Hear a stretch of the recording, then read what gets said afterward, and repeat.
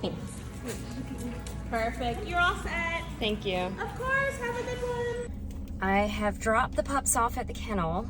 I hate leaving the pups behind. Gio's just so small, and I'm just so worried that something's gonna happen to him. It's a very good kennel that they're staying in, and I have a lot of faith in it, but he's just so little. It's only for a few days, but... Hi everybody, my name is Desiree. I live and work in Atlanta, but I have a tiny house in the Appalachian Mountains where I'm slowly starting an off-grid farm. I'm a single girl doing most of the work on my own and learning as I go. So come along with me on my journey, and I hope it will entertain and maybe also give someone out there a little inspiration. Welcome to Honeysuckle Homestead Retreat. My car is full and I did not have any space to bring the dogs with me this time. So I'm actually carrying a shower door up to the homestead this particular trip, and I do plan on installing that relatively soon. And I also was carrying this nice hanging egg chair that my grandmother gave me years ago. So I had all that loaded in my car, and I also needed to take a few other items up to the homestead just for general storage.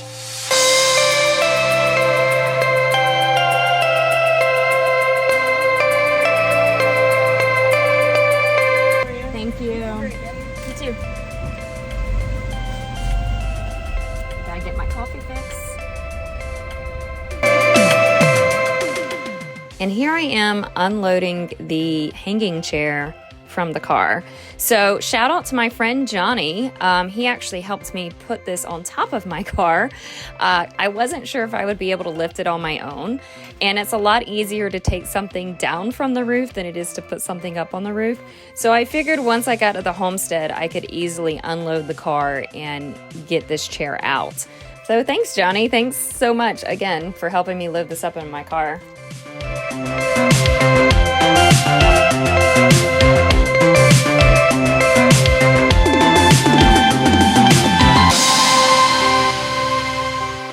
Okay, so I'm just curious, how many of you have heard of no-till gardening? Let me know down in the comment section below.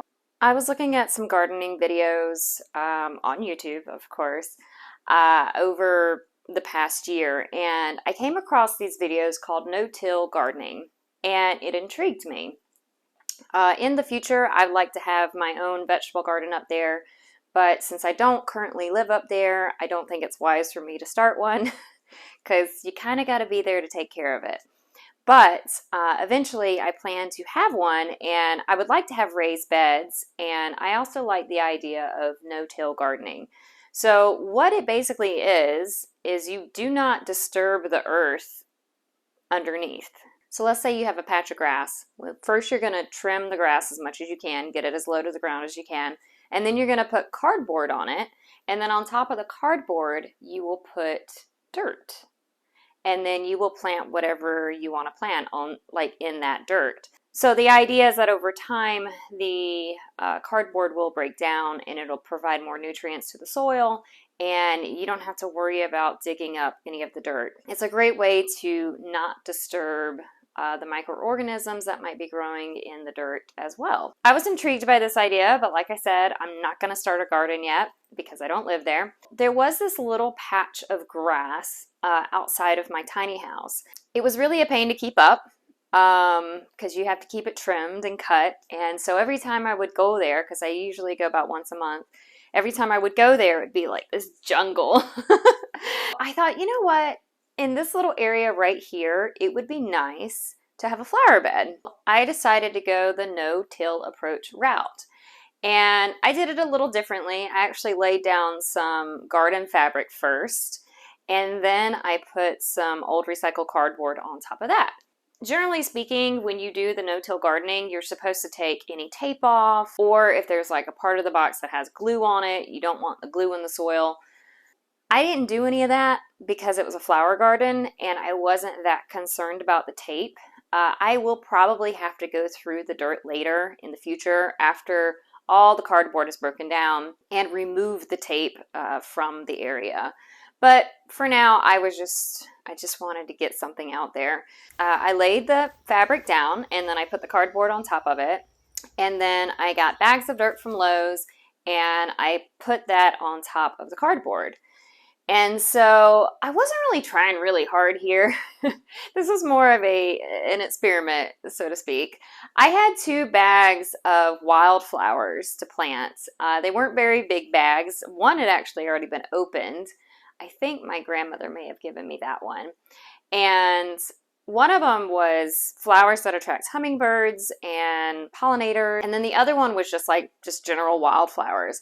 And I really don't know what was in those bags. I didn't really pay attention. I was just like, you know what? I'm just going to throw these seeds out here and see what I get. The rest of this video is showing how I created this flower bed space and what I ended up with.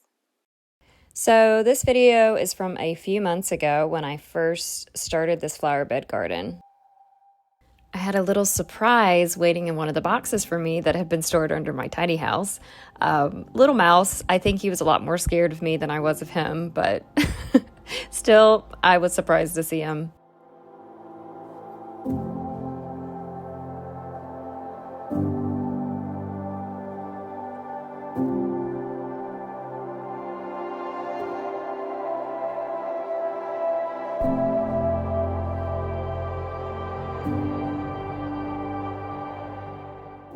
And here I am spreading all the seeds. And I kind of worked them into the soil just a little bit. I actually didn't have enough dirt to cover the entire area, but I did have some leftover mulch, so I used that around the edges here.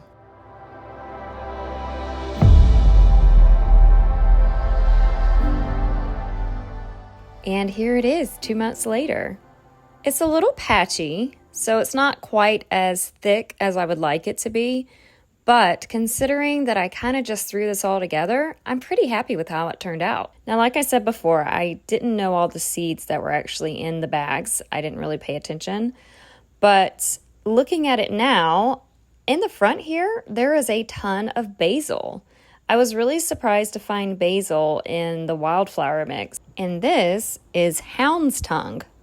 I actually didn't know this. The other flowers that are in my flower bed here, I was not able to identify. However, I have this really cool app on my phone called Picture This, and I highly recommend it. It'll give you so much information about a plant. All you have to do is take a picture of it, and it will say, this is what this plant is.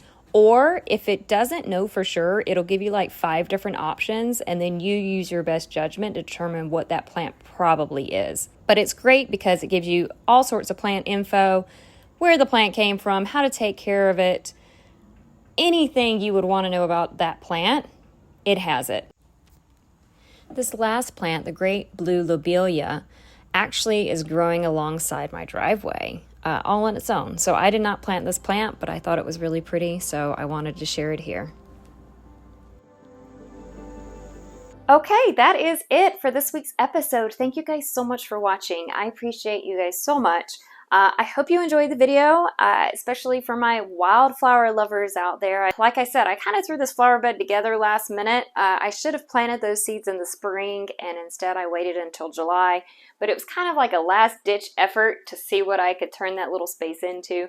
So considering that I didn't put a whole lot of effort into it, I'm really happy with how it turned out. I'm not sure if all the flowers will have enough time to bloom before the end of the season, but there were some blooms, as you saw, but I don't know, maybe the basil will be blooming soon. It does kind of look like it's kind of in the bolting stage. I do plan to make that flower bed look a little nicer in the future, have a nice border around it, maybe stone, and I do plan to plant more flowers in it next season and at the proper time.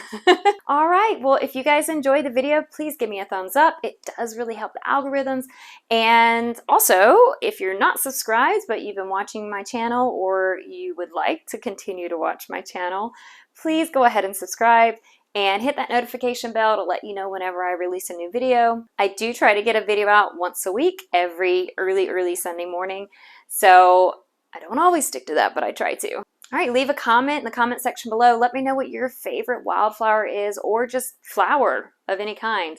And yeah, I will see you guys next time.